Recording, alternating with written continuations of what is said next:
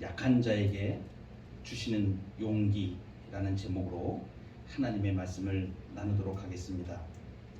사울은 전혀 자기 자신이 예상치 않은 상태에서 이제 이스라엘의 왕으로 되어지는 그 과정 가운데 들어가게 됩니다.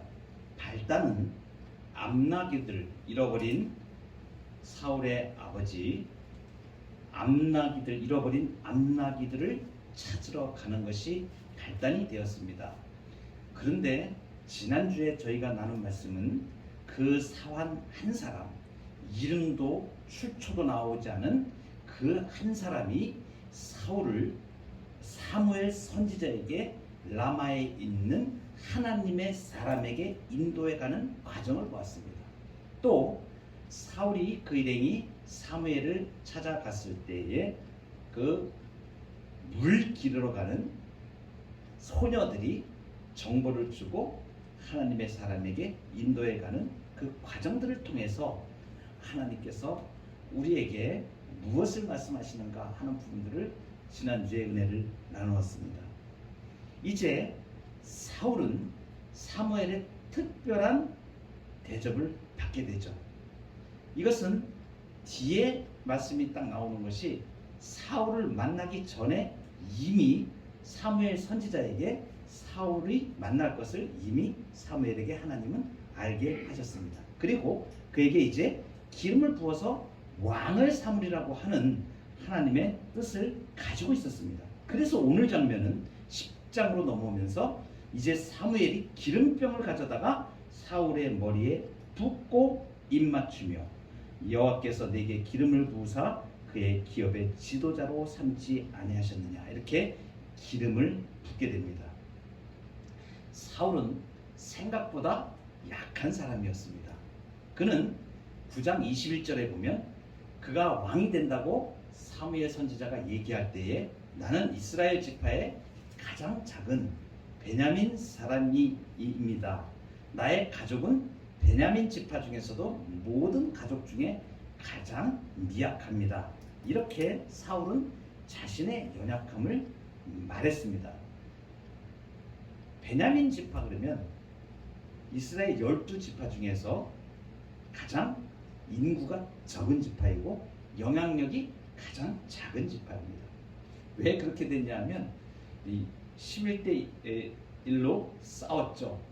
그 베냐민 지파에서 소동이 일어나서 베냐민 사람들이 여인을 이렇게 죽이고 한 그런 사건이 있었는데 그 사건으로 인하여서 전 이스라엘이 베냐민 지파 대항에 싸워서 베냐민 지파 정말 거의 멸족이 될 만한 한 종족이 완전히 그 12지파 중 한 지파가 지금 완전히 사장될 위기에서 간신히 하나님께서 그 생명을 연장하셔가지고 그 이스라엘 지파 중에 그냥 그대로 그냥 남게 되었는데 인구도 적고 완전히 그 왕따를 당해서 그야말로 이스라엘 지파 내에서는 가장 영향력이 미미한 지파입니다.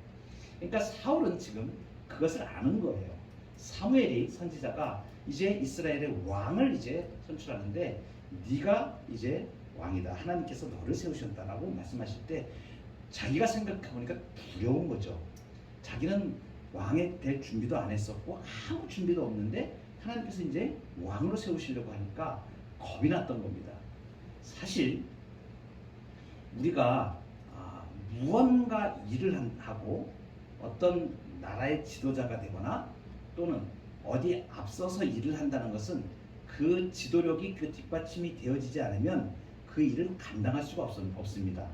그래서 보통의 사람들은 옛날에 우리 학교 다닐 때 반장 선거를 하면 앞에 나서기를 좋아하고 설치기를 좋아하는 사람들은 제가 반장할게요 이렇게 하는 경우도 있지만 대부분의 경우 반장이나 앞서서 나서면 무슨 일을 이렇게 맡기려고 할 때에 자기 마음에 두려움이 먼저 듭니다. 내가 저 일을 제대로 해낼 수 있을까? 내가 이 일을 또 제대로 해낼 수 있을까? 그런데 꼭 그런 지도자가 되는 일뿐만이 아니고 우리가 삶을 살아가는 모든 삶의 문제에서 사실은 우리는 두려움을 갖고 삽니다. 한 번도 가보지 않은 길을 우리는 가야 됩니다. 우리가 엄마 아빠가 어느 순간에 내가 꼭 엄마 아빠가 되리라고 생각을 해서 아들들의 엄마 아빠가 되고 딸들의 엄마 아빠가 되거나 그러진 않습니다. 살다가 연애하고 또 사랑하게 되고 그래서 가정을 꾸리게 되고 어느 날 느닷없이 보니까 준비도 안 된 상태에서 부모가 되어지고 자녀들에 대하여 그들을 양육해야 되는 그러한 위치에 서게 되었고 또 그러한 위치뿐만 아니라 사회에서 나가는 길이나 어떠한 길에서도 또 예상치 않게 내가 그 길을 걸어가게 되고 어떤 일을 하게 되고 사람들을 만나게 되고 또 그 사회 속에서 어떤 위치를 차지하게 되고 이렇게 삶을 살아가게 됩니다. 사실은 누구나 다 한 번도 걸어가 보지 않은 길을 우리는 걸어갑니다. 그래서 때로 가보지 않은 길이기 때문에 누구에게나 두려움이 있습니다. 근데 특히나 연륜이 좀 돼서 삶을 좀 살아서 충분하게 삶을 어느 정도 좀 달간했다 그럴까요? 산전, 수전, 공중전까지 다 겪고 나면 그래도 이제는 웬만한 일에는 눈 하나 깜짝 안 하고 그건 내가 알아. 그건 겪어봤어. 이렇게 할 수 있지만 그런 일을 다 겪지 않은 상태에서는 사실은 두려운 일들이 더 많습니다. 애들이 갑자기 어떤 일이 일어날 때에 또 갑자기 예상치 않은 가족의 어떤 문제가 일어날 때에 우리가 뭐 경제력도 만만치 않고 또 지혜도 만만치 않고 그럴 때는 더욱 삶에 대한 두려움이 많습니다. 그런데 오늘 본문은 하나님께서 특별한 용기를 주시는 세 가지를 지금 말씀해 주고 계십니다. 이렇게 모든 연약함, 자기 자신이 12지파 중에서 가장 작은 지파에 정말 내가 그 일을 해낼 수 있을까? 라는 연약함을 가진 이 사울에게 사무엘은 이제 왕으로 삼으신 이가 하나님이라는 사실을 증명하는 세 가지 징조를 말해줍니다. 그 표징들이 세 가지가 나오는데 첫째는 뭐냐면 2절에 나옵니다. 그리고 또 그 다음 살펴볼 것이 두 번째가 3절에 나오고 그 다음에 4, 5절에 세 번째 징조를 줍니다. 이렇게 세 가지 징조를 하나님이 이제 연달아서 사무엘을 통해서 1, 2, 3 이렇게 쭉 말씀해 주시는데 이 하시는 이유는 딱 한 가지입니다. 이 표징들이 이루어지는 걸 보고 사울이 이렇게 하나님께서 말씀해 주신 것이 성취가 되는구나 라는 것을 확인시켜 주시려고 했어요. 그래서 그거를 사울이 딱 확인을 해왔을 때 자기를 왕으로 세우시는 하나님이 확실하게 나를 왕으로 세우셨구나라는 걸 확증하도록 그 징표를 세 가지를 주시는데 한마디로 말하면 무엇인가? 요즘 말로 우리가 번역을 한다면 사울한테 너 할 수 있어. 이거 봐. 이렇게 내가 하게 해줄 거야. 이렇게 하나님이 용기를 주신다. 한마디로 말하면 이 세 가지 표징은 용기를 주시는 내용입니다. 사울에게 너 주눅들지 마라. 이 땅을 내가 원하는 대로 너는 왕의 통치를 할 수 있으니까 걱정하지 마. 그걸 확인시켜 줄게. 이 뜻입니다. 여러분 우리가 인생을 살아가는데 하나님께서 우리에게 확인시켜 주시는 일들이 있어요. 용기가 없고 나약하고 내가 할 힘이 없고 도무지 내 생각으로 풀어갈 수 없는 수많은 난제들을 만나고 첩첩산중의 문제들 가운데 우리는 그 길을 통과해서 이 땅을 살아가는데 그 과정 중에서 하나님께서 걱정하지 마. 내가 보여줄게. 당신의 백성을 하나님께서 어떻게 보호해 주시고 그 일을 이루게 하시는지 그 삶을 살 수 있게 하시는지 일들을 이루어갈 수 있게 하시는지 그 용기를 한마디로 말하면 용기를 주시는 징표들입니다. 사울에게 주신 이 세 가지의 표징들을 통해서 우리가 하나님께서 약한 자에게 주시는 용기에 대해서 우리가 살펴보기를 원합니다. 첫 번째는 잃은 삶에 주시는 용기입니다. 잃어버린 삶에 주시는 용기입니다. 첫 번째 표징은 2절에 나와 있는데 뭐라고 말씀하시냐면 베냐민 경계 셀사에 있는 라헬의 묘실 곁에 두 사람을 만난다. 근데 그들이 너한테 말해줄 것이다. 네가 찾으러 갔던 암나기들을 찾았다. 이렇게 표징을 주시는 거예요. 두 사람을 만나는데 그 사람이 뭘 얘기해 주냐면 네가 잃어버린 암나기들을 찾았다. 그러니까 아버지가 그것을 찾았다고 얘기해 주는 겁니다. 그 아버지가 찾았는데 너를 염려한다. 이렇게 얘기하는 거예요. 이 첫 번째 표징이 주는 뜻이 무엇인가? 지금 사울은 딱 하나 목적이 이 머릿속에 모든 생각이 뭐에만 있냐면 지금 아버지가 잃어버린 암나기들 그러니까 거대한 재산이죠. 그 당시에는 큰 재산입니다. 그러니까 그것이 굉장히 크게 느껴서 그것을 꼭 찾아야 되겠다는 생각을 가지고 있는 겁니다. 그러니까 사울에게 있어서 그것은 굉장히 소중한 것이에요. 그러니까 하나님이 지금 표징을 주시는데 어떻게 용기를 주시냐면 사울이 네가 찾고 있던 것을 지금 찾았다라고 하는 것을 주시는 겁니다. 이것은 하나님께서 주시는 용기 중에 잃어버리는 삶에 주시는 용기입니다. 우리가 삶을 살다 보면 잃어버린 것들이 있습니다. 특별히 그것이 하나님의 편에서는 그렇게 거대해 보이지도 않고 하나님의 목적을 위해서는 그것이 아주 중요하거나 그러지 않을 수 있습니다. 그런데 그 사람 사울 인격적으로 사람을 대하시는 하나님이 보실 때는 그 사람의 필요한 것을 이루어 주시는 것입니다. 그것이 용기를 주시는 것이에요. 그래서 하나님의 백성들이 하나님 앞에 내가 부족한 무엇을 딱 구하면 하나님이 볼 때는 사실 별일 아닙니다. 근데 우리 인간이 볼 때는 간절한 것이에요. 먹고 사는 문제도 그렇고 당장 앞에 주어지는 직업의 문제도 그렇고 또 만남의 문제도 그렇고 사업장의 문제도 그렇고 필요한 일들이 사실은 우리가 의식주의 문제에서 부딪히는 문제들이 있습니다.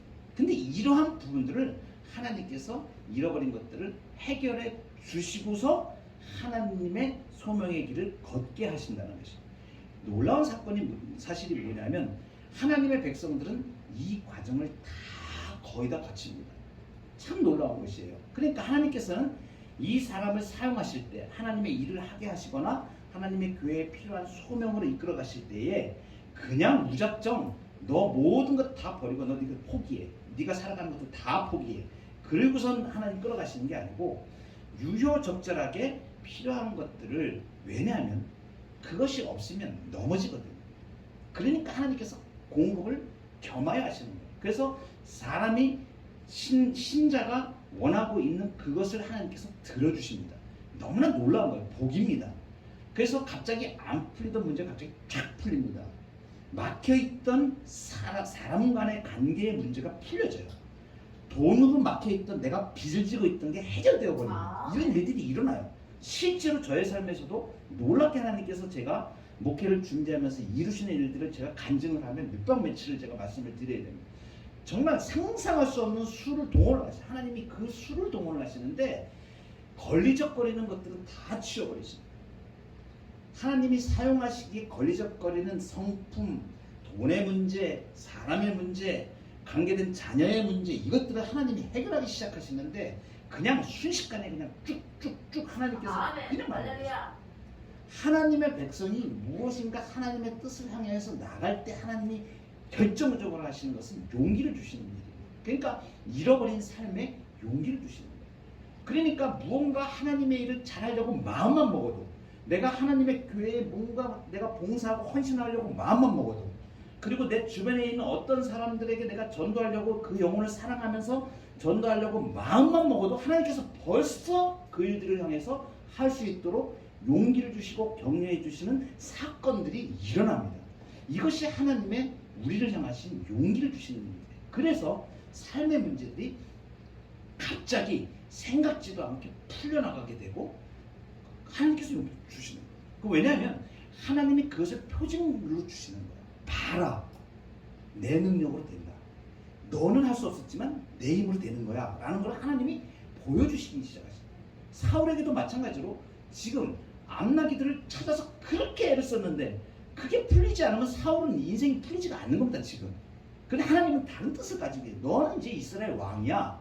이렇게 이 뜻을 가지고 계시는데 사울은 용기가 전혀 안 나는 겁니다. 그런데 그 삶의 문제에서 자기가 가장 중요하게 생각하는 그 문제가 자기는 해결할 수가 없었고 그 몇백 킬로 되는 그 땅을 북쪽에서부터 남쪽까지 다 서서히 뒤져서 수소문해서 했는데도 찾을 수가 없었던 그 암나기들을 한 방에 사람을 만나서 그 암나기를 찾았다. 끝! 보여주셔버리는 거예요. 이것이 하나님께서 하나님의 사랑하는 백성 이른 삶에 주시는 용기입니다. 사울은 이른 나귀를 찾으며 염려했었지만 결국은 그것을 통해서 하나님이 보여주시는 것은 무엇인가? 네 힘이 아니야. 아멘. 내 은혜야. 할렐루야. 이거를 하나님이 증명하시는 거야. 아멘. 그리고 사울이 그것을 인정하게 만드시는 거야. 아멘. 그래서 우리 삶에는 어떠한 족적들이 있냐면 하나님께서 우리의 삶에 공급해 주시는 잃어버린 삶에 용기를 주시는 사건들을 통해서 하나님이 하신다라는 걸 인정하게 하시는 거예요. 그래서 우리가 힘을 얻게 되고 용기를 갖게 하나님이 우리의 잃어버린 삶에 용기를 주시는 것입니다. 사울의 부친은 그 아들 때문에 염려했죠. 얘가 지금 길 잃어버리면 얘가 잘못되면 어떡하나, 해가를 하면 어떡하나. 그런데 놀랍게도 지금 그 아들은 왕의 가정을 지금 걷고 있는 거예요. 이게 하나님의 놀라운 섭리예요. 우리 인간의 힘으로는, 인간의 생각으로는 우리의 염려, 우리의 자녀들을 향한 염려, 우리의 삶에 대한 염려들을 하고 있는데 이미 하나님은 차원이 다르게 그 일들을 해결해 가시고 준비하고 계신다는 사실들을 우리가 알 수 있어야 돼요. 잃어버린 삶에 용기를 주시는 것은 바로 하나님의 전적인 은혜로 우리의 삶을 도우시는 주의 백성들이 넘어지지 않아도 붙잡아 주시는 은혜, 잃어버린 삶에 주시는 용기인 것입니다. 두 번째 표징을 주십니다. 두 번째 표징은 3절에 나와 있는데 3절에 보면 네가 거기서 더 나아가서 다볼 상수리 나무에 이르면 거기서 하나님을 배우려고 베델로 올라가는 세 사람을 만나. 공통적인 것들이 지금 사람을 만나죠. 한 사람은 염소 새끼 셋을 이끌었고 한 사람은 떡 세 덩이를 가졌고 한 사람은 포도주 한 가죽 부대를 가진 자라. 지금 어디로 올라가는 사람들입니까? 베델로 올라가는 사람들입니다. 베델로 올라가는 세 사람은 지금 무엇 때문에 베델로 올라가는가? 베델은 하나님께 예배하는 장소입니다. 지금 이들이 가져가고 있는 것은 염소 새끼, 그리고 떡 세 덩이, 그리고 포도주 한 가죽 부대. 사람 1, 염소 새끼 셋, 사람 2, 떡 세 덩이, 사람 3, 포도주 한 가죽 부대. 이 내용들, 염소 새끼, 떡, 포도주, 이것은 전부 다 하나님 앞에 예물로 드리는 것들입니다. 이 예배하러 가는 사람들을 지금 만나는 거예요. 이 예물들이 전부 다 하나님께 드려질 예물입니다. 지금 두 번째 표징을 통해서 하나님이 주시는 용기는 어떤 용기인가? 그것은 예배자에게 주시는 용기입니다. 예배를 통해서 하나님이 회복하시는 용기를 지금 보여주고 계시는 것입니다. 지금 이 세 사람이 베델로 올라가는데 사울이 이 사람들을 만나게 된 이유가 무엇인가? 이제 네가 왕이 되어서 이 땅을 통치할 것인데 너는 다른 것으로 승부하지 말고 예배로 승부하라는 것을 지금 말씀하십니다. 네가 왕이 되었을 때 가장 먼저 하나님의 통치, 하나님의 임재를 경험하고 그 가운데 나가는 자가 되어야 된다. 이 예물들을 보면 이 예물이 왕에게 드리는 예물이기도 합니다. 어떤 것을 보면 아니면 다윗이 나중에 그 사울이 이제 왕이 되었을 때 거기에 이제 사울이 다윗을 불러서 병기를 든 자의 임무를 맡깁니다. 그렇게 뽑아준 거예요. 그랬을 때 다윗의 아버지 이새가 사울에게 떡과 포도주 그리고 염소 새끼를 사울에게 가져다 주도록 보냅니다.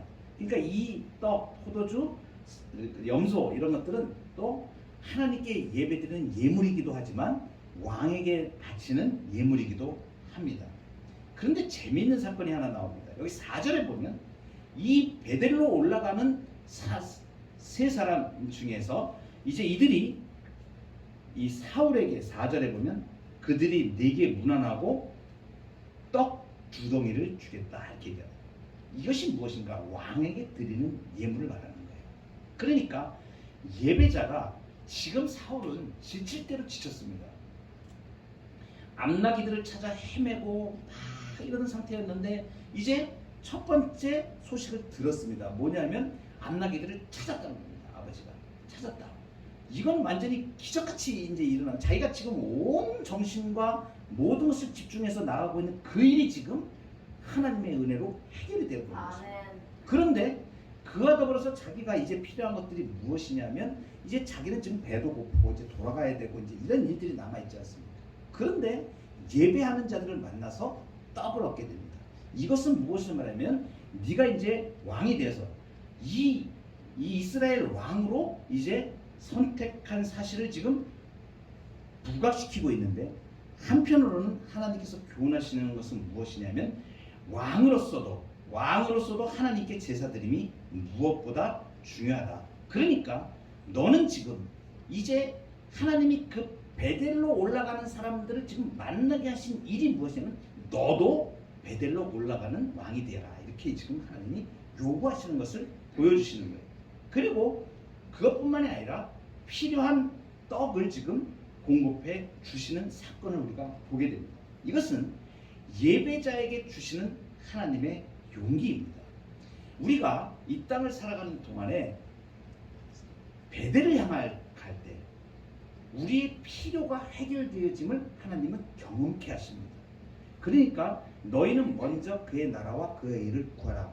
그리하면 이 모든 것을 너희에게 더하시리라. 놀라운 일입니다. 정말 놀라운 일입니다. 제가 오늘도 하나님의 공급하심을 경험하면서 정말 하나님 앞에 감사를 올려드리고 영광을 올려드렸는데, 생각지도 않은, 우리가 이제 개척교회니까 많은 물질이 필요하고 사실 교회에 필요한 재정들이 얼마나 많이 있겠습니까? 해야 할 일도 많고 또 우리가 전도에 대한 부분도 준비를 해야 되고 여러 가지 구상들을 하지만, 사실 저는 하나님 앞에 기도하면서 하나님께서 공급해 주시고 하나님 필요한 대로 사용하실 줄로 믿습니다. 100명의 선교사를 지금 3년 동안 제가 하나님 앞에 개척 나오기 전부터, 작년부터 하나님 앞에 기도하면서 하나님 그냥 너무 선명하게 저에게 비전으로 주신 거기 때문에 그냥 제가 선포를 했어요. 하나님 3년 안에 100명의 선교사를 영입을 하겠습니다. 하나님 죽이려면 죽이시고 살리려면 살리세요. 하나님 마음대로 하세요. 저는 하나님께서 주신 그대로 그냥 순종하겠습니다 하고 선포를 하고, 하나님께서 기도하는 중에 비전으로 주신 거니까 그대로 지금 밀고 나가고 있습니다.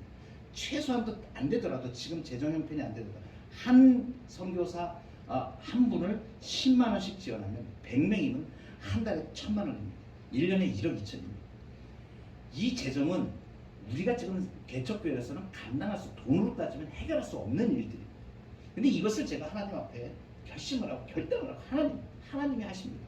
하고 지금 나오고 있는데, 지금까지 하나님께서 다 공급해 주세요. 오늘도 제가 갑자기 생각지도 않은 분이 전화를 하셔서 전도에 필요한 헌금을 하겠습니다 하고 거금을 헌금하십니다. 깜짝 놀랐어요. 하나님이 이렇게 공급을 하시나.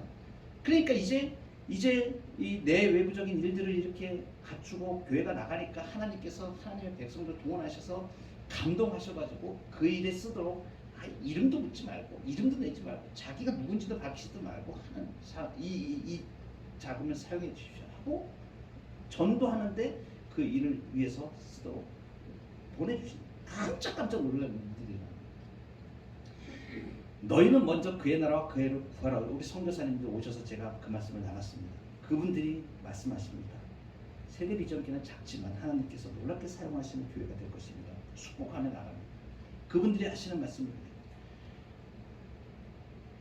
주의 일을 하고 먼저 그의 나라와 그의 일을 구하는 그 교회가 안 되면 어떤 교회가 되겠습니까?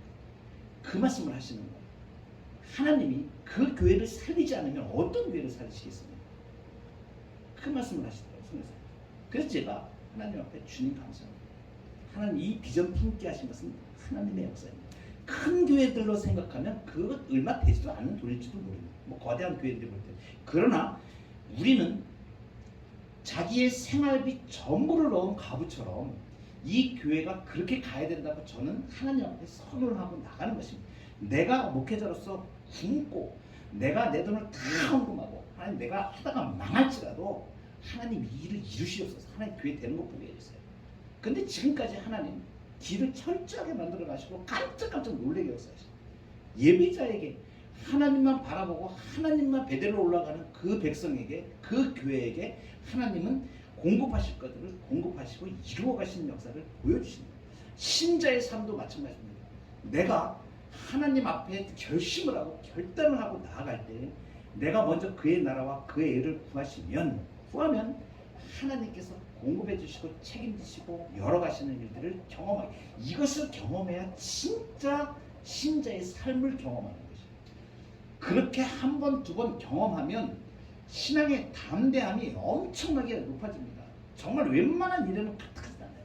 그러니까 뭐 돈의 문제가 일어나거나 어떤 문제가 발생하거나 내 앞에 어떤 무슨 문제가 갑자기 생기더라도 그냥 하나님 앞에서 하나님이 해결하시죠. 하나님이 해결하시죠. 그러니까 하나님이 해결하시는 것을 보게 됩니다.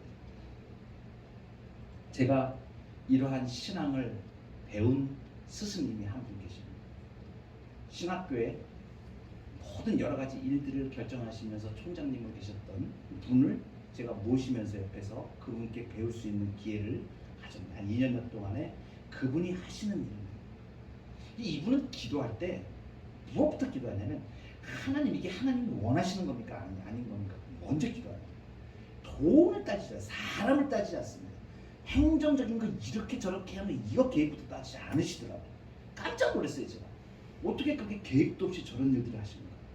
그런데 정말 하나님 앞에 무릎 꿇고 기도해서 하나님이 정말 원하시는 그 일인가를 먼저 확인을 하고 그 일이 정말로 하나님이 원하시는 거면은 그 다음부터는 그냥 추진해 나가요. 그런데 놀랍게도 무슨 뭐 1, 2푼도 아니고 몇 억씩 되고 막 경우에 따라서는 10억이 넘는 프로젝트가 나가고 막 이렇게 일들이 일어나는데 그 일들을 하나님께서 공급하는 손길들이 그냥 막 여기저기서 막 그냥 서로 하겠다고 막 후원하고 헌금하고 막 모인 거예요. 제가 그걸 보면서 하나님의 일은 하나님이 하시는 거예요. 아멘. 사람이 하는 일이 아닌 거야. 놀랍다. 그러니까 이 신앙인들은 무엇을 봐야 되냐면 하나님이 하나님의 일을 하시도록 나를 그 가운데 맡겨드리는 훈련을 찾고 나가요. 그것이 하나님께서 그 사람에게 복을 주시는 방편입니다. 그렇게 나아갈 때에 하나님께서 해결하시는 일들을 너무 놀랍게, 하나님 수도 많으시고 능력도 많으신 분이시라 정말 상상할 수 없는 일들로 그 일들을 이루어 가시는데 깜짝깜짝 놀라요. 그런 기적의 삶을 신자는 살아야 될 권리가 있는 거고 하나님은 그렇게 살도록 우리를 창조하셨거든요. 그래서 그런 것들을 뽑아요. 그러니까 얕은 물가에서 계속 염려하면서 사는 사람들은 신앙생활을 해도 매일 염려와 근심과 걱정과 이런 상태로 살아가요. 그런데 굵직하게 하나님이 역사하심을 철저하게 경험하는 쪽으로 자꾸 나가는 분들은 신앙의 담대함이 더 늘어나고 신앙의 배포가 크고 분명하게 하나님이 하시는 일을 보고 그 길을 걸어갈 수가 있는 영적인 능력이 생겨나게 됩니다. 이것이 예배자에게 주시는 하나님의 용기인 것입니다. 마지막으로 세 번째로는 성령으로 새롭게 하시는 용기입니다. 이것이 가장 큰 용기일 것입니다. 5절을 보면 이렇게 말씀하고 있습니다. 그 후에 네가 하나님의 산에 이르리니 그곳에는 블레셋 사람들의 영문이 있느니라. 네가 그리로 가서 그 성읍으로 들어갈 때에 선지자의 무리가 산당에서부터 비파와 소고와 저와 숨을 앞세우고 예언하며 내려오는 것을 만날 것이요 네게는 요 6절 중요합니다. 네게는 여호와의 영이 크게 임하리니 아멘. 너도 그들과 함께 예언을 하고 변하여 새 사람이 되리라. 아멘. 사람을 변화시키는 것은 사람이 할 수 없습니다. 아멘. 자녀들 양육해 보신 분들은 정말 많이 이것을 느낍니다. 내 힘으로 절대 변하지 않습니다. 사람은 사람의 힘으로 변하지 않아요. 그런데 하나님께서 감동하면 사람이 그냥 바뀌어요. 할렐루야. 그 마음속에 하나님이 터치하시고 만지셔서 하나님 역사하시기 시작하면 저 친구가 언제 저랬나 싶을 정도로 완전히 바뀌어요. 그것은 뭐냐면 성령의 새 마음을 주시는 거예요. 그러니까 우리가 살아가면서 인생에서 가장 큰 복이 뭐냐면 내가 성령의 충만함으로 새로운 삶을 계속 살아가는 거예요. 아멘. 하나님께서 공급해 주시는 그 평강과 은혜 가운데 거할 수 있는 아멘. 그게 하나님의 끈이거든요. 우리를 붙잡고 계시는 성령님을 끈이라고 이제 비교를 하는데 하나님과 사람을 딱 붙잡아서 이어주고 계신 분을 성령의 사역 중에 하나로 얘기를 합니다. 꽉 붙잡고 가시고 떨어지지 않게. 그러니까 하나님의 은혜의 줄이 우리가 붙잡고 가는 삶의 능력이다 보니까 계속하여 하나님의 능력을 공급받으면서 살아갈 수가 있고, 우리의 삶의 마음이 왜 그렇게 기쁘고 감사하고 감격이 넘치고 날마다 예수 안에 있는 참 즐거운 삶이 솟아나게 됩니다. 배에서 생수의 강이 넘쳐난다는 것이 이런 표현입니다. 성령의 새롭게 하심으로 날마다 우리가 성령께서 부으시는 그 은혜와 감격 가운데에서, 사실 이 땅에서 당하는 수많은 문제들은 우리를 괴롭게 합니다. 사람 간에 벌어지는 문제도 탁다가 분노하게 만들고, 그리고 어떤 일이 짜증나는 일이 생길 수도 있어요. 잘 안 좋은 일들이 막 일어날 수가 있습니다. 그런데 성령의 인도하신 가운데 들어가게 되면 그러한 문제들이 절대 크게 느껴지지가 않습니다. 별일 아니에요. 그렇게 예전에는 그게 뭐 굉장히 큰 일이었고, 당하면 아프고 막 쩔쩔매고 내가 어떻게 처리할지 몰라가지고 막 그런 일들, 사람 간에도 벌어질 수가 있고요, 뭐 가족 관계에서도 그런 일들이 벌어질 수가 있고, 또 어떤 이해관계에서도 그런 일이 벌어질 수가 있습니다. 그래서 사람들의 마음이 나를 힘들게 하고 그런 일들이 많이 있어요. 그런데 성령 안에 거하다 보면 그런 일들을 해결할 수 있는 능력이 생겨요. 그것을 누가 주시는 것이냐? 하나님께서 주시는 거죠. 이게 정말 내가 변하여 새 사람이 된 하나님의 능력으로 이 땅을 살아가는 성령 충만한 삶인 것입니다. 이 새 마음은 누구의 마음이냐면 하나님의 마음. 새 마음은 하나님의 마음. 그래서 하나님의 신이 임하여 새 사람이 되어서 이 성령으로 새롭게 되어진 이 사울이 이제 거기 보시면 9절에 그가 사무엘에게서 떠나려고 몸을 돌이킬 때에 하나님이 새 마음을 주셨고 그날 그 징조도 다 응했다. 할렐루야. 아멘. 약한 자에게 주시는 하나님의 용기입니다. 첫째는 잃은 삶에 주시는 용기, 또 하나는 예배자에게 베풀어 주시는 용기, 또 하나는 성령으로 새롭게 하시는 용기. 이 세 가지 용기가 오늘 사울에게, 그 사울의 인생에서 정말 아무것도 할 수 없었을 것 같았던 그 사울에게 사무엘이 표징으로, 증표로 주셨는데 그것이 다 응했다라고 설명해주고 있습니다.